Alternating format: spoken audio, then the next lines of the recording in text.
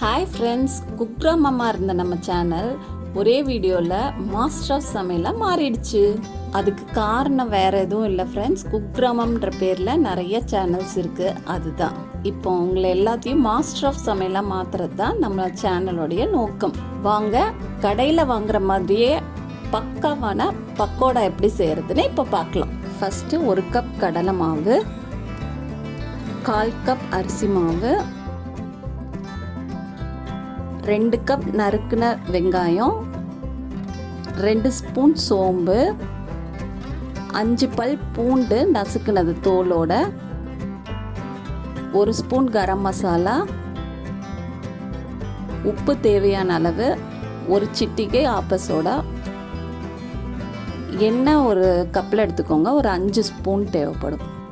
இப்போ ஒரு பெரிய பவுல் எடுத்துக்கோங்க, அதில் கடலை மாவு,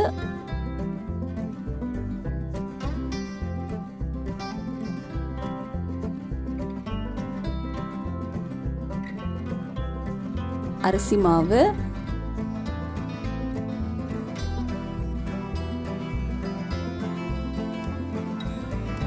உப்பு பாதி அளவு எடுத்துக்கோங்க. இப்போ பாதி அளவு போட்டால் போதும்.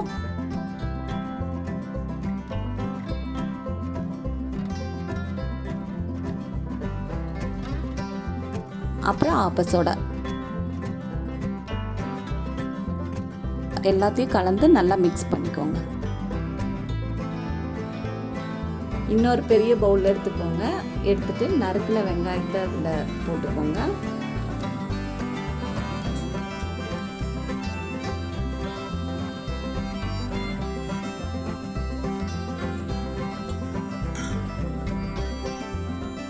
உப்பு கொஞ்சம் ஆட் பண்ணிக்கோங்க. பேலன்ஸ் பக்கோடாக்கு தேவையான அளவு உப்பு எல்லாமே ஆட் பண்ணிட்டு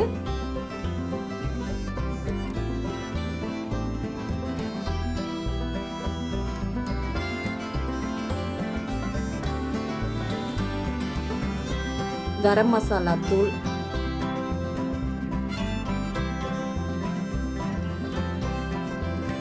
பூண்டு, சோம்பு,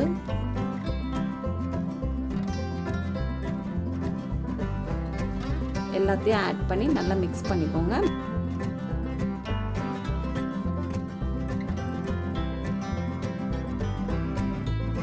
இப்போ இதில் வந்து ஒரு 5 ஸ்பூன் எண்ணெய் விட்டு அதையும் நல்லா மிக்ஸ் பண்ணிக்கோங்க.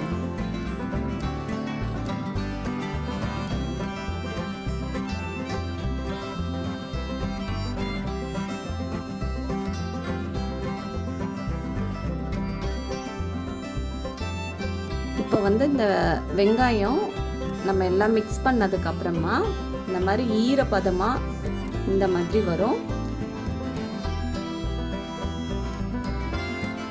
இதை வந்து இப்போ எடுத்து நம்ம வந்து மாவு கலவையில் மிக்ஸ் பண்ணிக்கலாம்.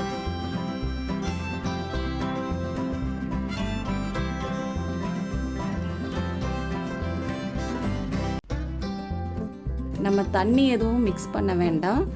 இந்த வெங்காயத்தில் இருக்கிற ஈரப்பதமும் நம்ம விட்டிருக்க எண்ணெயும் எல்லாமே அதுவே வந்து நல்லா ஈரப்பதம் கொடுக்கும்.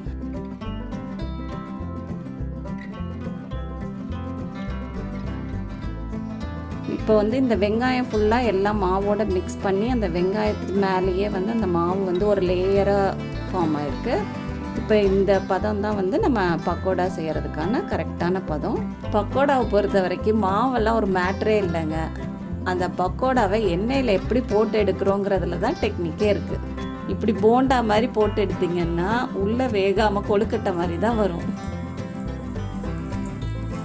இதோ பாருங்கள், மாவை வந்து நம்ம கை ஃபுல்லாக ஒட்டுற மாதிரி எடுத்துட்டு அதை எண்ணெய்க்குள்ளே அப்படியே உதறி விடணும்.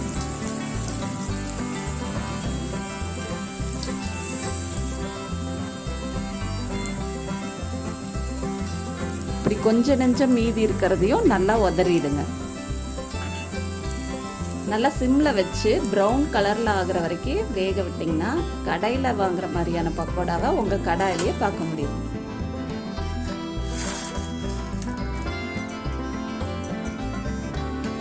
கருவேப்பிலையை தனியாக எடுத்து அதை பொரித்து இந்த பக்கோடா மேலே கொட்டிடணும்.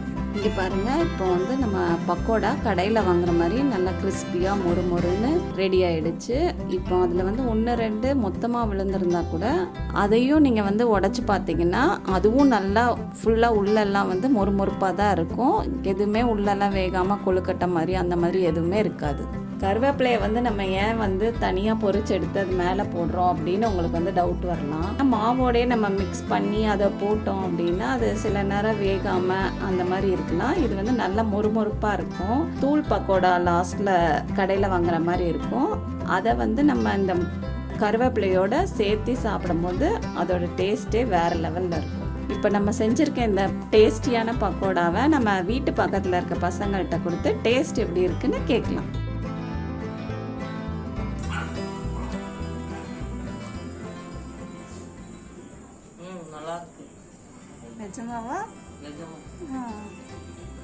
ஓகே ஃப்ரெண்ட்ஸ், இந்த மொறுப்பான டேஸ்டியான பக்கோடா ரெசிபி உங்கள் எல்லாத்துக்கும் ரொம்ப பிடிச்சிருக்கும்னு நம்புகிறேன். இதை வீட்டில் செஞ்சு பாருங்கள், எப்படி வந்துச்சுன்னு எனக்கு கமெண்ட் பண்ணுங்கள். இந்த வீடியோ உங்களுக்கு பிடிச்சிருந்ததுன்னா லைக் பண்ணுங்கள், ஷேர் பண்ணுங்கள். மாஸ்டர் ஆஃப் சமையல் சேனலில் இன்னும் உங்களுக்காக நிறைய இன்ட்ரெஸ்டிங்கான ரெசிபிஸ் எல்லாம் வரப்போகுது. அதெல்லாம் நீங்கள் தெரிஞ்சுக்கணுன்னா கண்டிப்பாக இந்த சேனலை சப்ஸ்கிரைப் பண்ணுங்கள்.